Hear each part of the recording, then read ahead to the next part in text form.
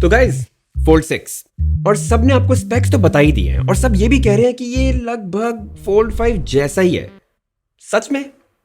एक minute guys, design के मामले में सब ने एक चीज बता दी है कि ये पहले से ज्यादा हल्का है, पहले से ज्यादा पतला भी है और अब इसकी जो आउटर डिस्प्ले है वो थोड़ी सी वाइड है। लेकिन कमाल की बात यह है कि दो डिस्प्लेस होने के बावजूद ये S24 अल्ट्रा से सिर्फ 7 ग्राम ज्यादा भारी है।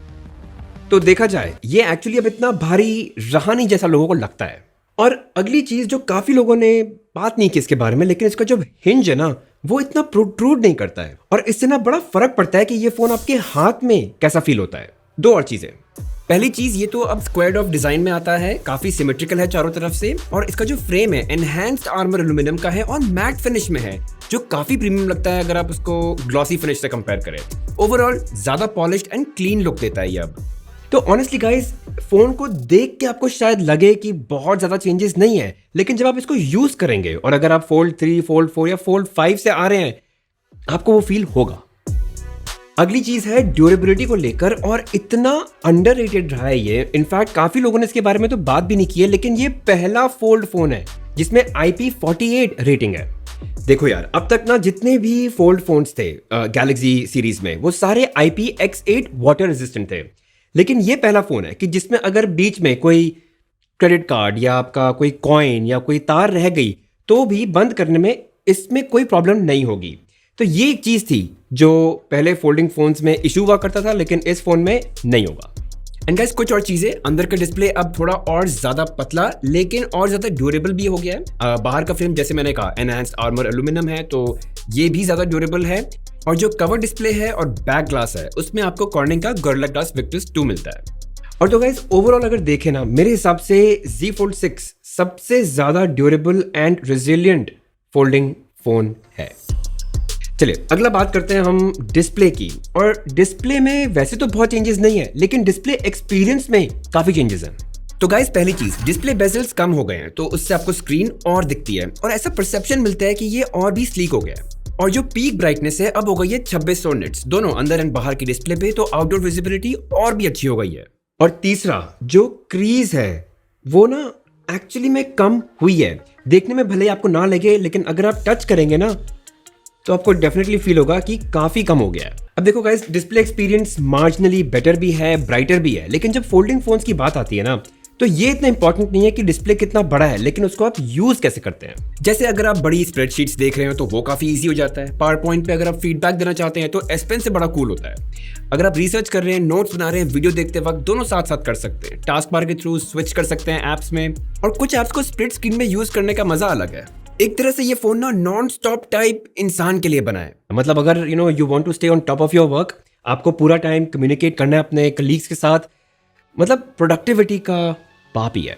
चौथा, परफॉर्मेंस अपग्रेड्स। देखो ये बात तो हमें पता है कि इसमें अब latest and the best Snapdragon 8 Gen 3 chip है, 12GB रैम आती है and UFS 4 super fast internal storage है। तो ये बात तो ऑब्वियस है कि आपको top of the line performance मिलेगी। एक्सपीरियंस बहुत ही स्मूथ है और ऐप यूज भी बहुत ही अमेजिंग फील होती है। लेकिन सबसे इंपॉर्टेंट बात यह है कि इसका जो वेपर चेंबर है, जो इसकी कूलिंग का ध्यान रखता है, वो अब 60% ज्यादा बड़ा है फोल्ड 5 से, और इसका ना एक बहुत बड़ा परफॉर्मेंस इंपैक्ट है, स्पेशली ऑन बैटरी लाइफ। तो अब आपको सस्टेन्ड परफॉर्मेंस तो मिलेगी ही, लेकिन अब ये बैटरी भी कम कंज्यूम करेगा। तो ओवरऑल बैटरी लाइफ जो है वो थोड़ी बेटर होगी, डिस्पाइट द फैक्ट कि इसमें सेम 4400 mAh वाली बैटरी ही है।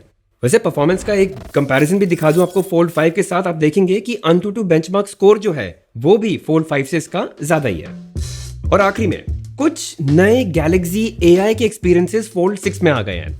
अब अगेन ये बात इंपॉर्टेंट नहीं है कि फीचर्स क्या आए हैं, बट उनको आप यूज कैसे करेंगे वो ज्यादा इंपॉर्टेंट है। और गाइस, उनमें से एक जिसके बारे में सभी बात कर रहे हैं वो है स्केच टू इमेज। यानी आप चाहे कितनी गंदी ड्राइंग क्यों ना कर ले, गैलेक्सी AI के थ्रू आप उसको एक अच्छी इमेज में जनरेट कर पाएंगे। फॉर एग्जाम्पल, मैं अपने थंबनेल डिजाइनर के साथ इस तरह की इमेज अगर शेयर करता तो शायद बुरा लगता, लेकिन गैलेक्सी AI के थ्रू मैं एक काफी इज्जत वाली पिक्चर शेयर कर सकता हूँ।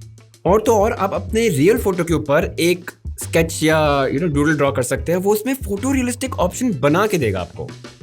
अच्छा, एक कंपोजर फंक्शनैलिटी भी है, तो अगर आप एक सिचुएशन एक प्रॉम्प्ट में दे दें तो उस सिचुएशन के हिसाब से ये एक ईमेल जनरेट कर देगा जो आप फिर मेल बॉडी में कॉपी पेस्ट कर सकते हैं। या अगर आपको ट्वीट लिखना है या इंस्टाग्राम का कोई कैप्शन लिखना है, टोन सेट करो और वो जनरेट करके दे देगा। एक पोर्ट्रेट स्टूडियो करके भी इफेक्ट आया जिससे आप अपने या किसी भी और के फेस को एक डिजिटल अवतार टाइप लुक दे सकते हैं। फिर आप उसको प्रोफाइल पिक्चर बनाइए या उसको आप कहीं भी और पेस्ट कीजिए। एंड ऑब्वियसली S24 अल्ट्रा की तरह इसमें सर्कल टू सर्च तो है ही, जिससे आप किसी भी चीज को सर्कल करके जान सकते हैं वो कहाँ है, कितने का है, क्या है।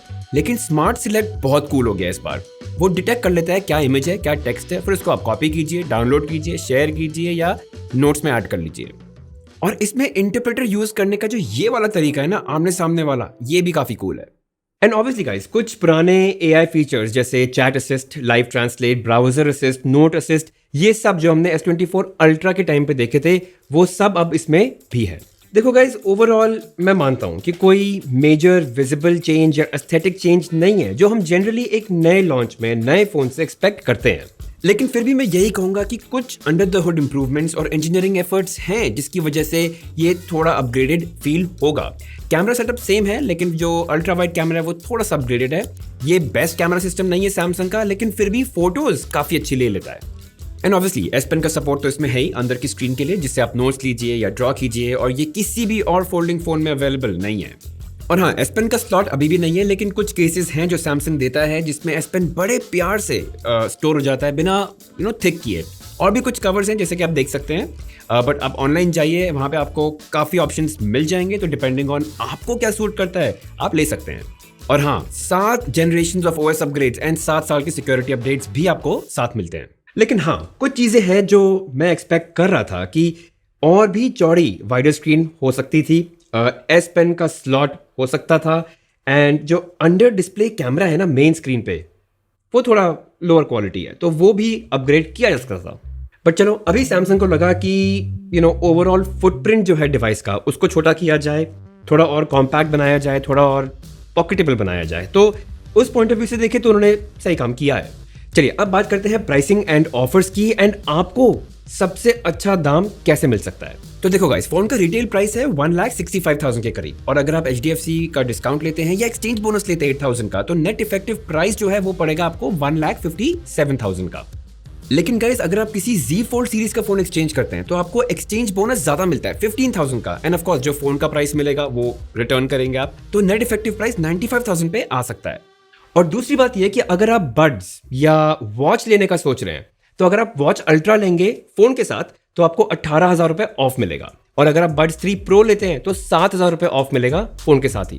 देखो गाइस, गैलेक्सी का Z Fold का प्रोडक्ट है, ये बहुत ही प्रीमियम है, स्टेलर परफॉर्मेंस है, एंड सैमसंग से यही उम्मीद रहती भी है।